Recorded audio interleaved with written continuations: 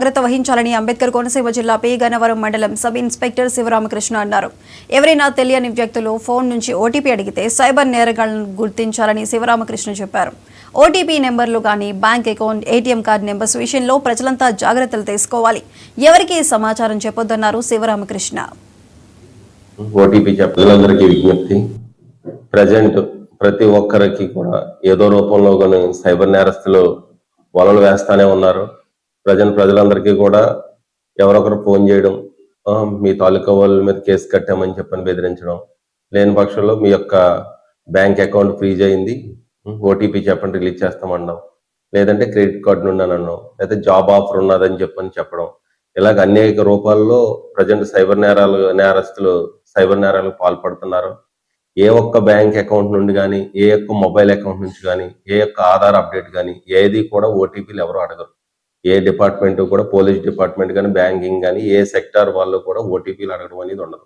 ప్రజలందరూ కూడా దీన్ని దృష్టిలో పెట్టుకుని కంపల్సరీ ఎవరినో ఓటీపీ అడిగారంటే అది సైబర్ నేరస్తులు అని చెప్పి గుర్తించి కంపల్సరీ ఫోన్ కట్ చేయడమా లేకపోతే లిఫ్ట్ చేయకపోవడమా అన్నది దాన్ని దృష్టిలో పెట్టుకోండి. ఎందుకంటే సైబర్ నేరస్తుల ద్వారా చాలా మంది చాలా యొక్క సొమ్ము పోగొట్టుకోవడం జరుగుతుంది. ఈ యొక్క సొమ్ము పోవడం చాలా ఈజీగా ఉంది, రికవర్ అవ్వడం చాలా కష్టం. కాబట్టి ప్రజలందరూ కూడా జాగృతితో ఉండండి. ఎందుకంటే మన ఫోన్ ప్రతి దాంట్లోనూ కూడా మన యొక్క ఉన్న స్మార్ట్ ఫోనే మన సైబర్ నేరస్తులకి దగ్గర చేసేస్తుంది. ఎలాగంటే మనకు వచ్చిన ప్రతి లింకు క్లిక్ చేయకూడదు. ఏదైనా బ్యాంకింగ్ ఏపీకే మెసేజ్ అని వస్తుంది, ఆ ఏపీకే మెసేజ్ క్లిక్ చేయకూడదు.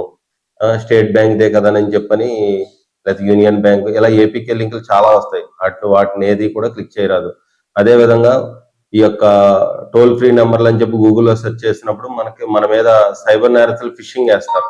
కంపల్సరీ ఏదో ఇమీడియట్ గా కాల్ రావడం, మీ అకౌంట్ అప్డేట్ చేస్తున్నారు, ఏ విధమైన ట్రాన్సాక్షన్ చేయొద్దని అనడం, ఈ విధమైన నేరాలు చాలా జరుగుతున్నాయి, మనం చూస్తున్నాం. కాకపోతే అయినా కూడా ఏదైనా బ్యాంక్ నుండి కానీ, ఏదైనా అకౌంట్ నుండి కానీ, ఏదైనా సైబర్ నేరస్తులు ఫోన్ చేస్తే ఇమీడియట్ గా వాళ్ళ ట్రాప్ లోకి వెళ్ళిపోవడం జరుగుతుంది.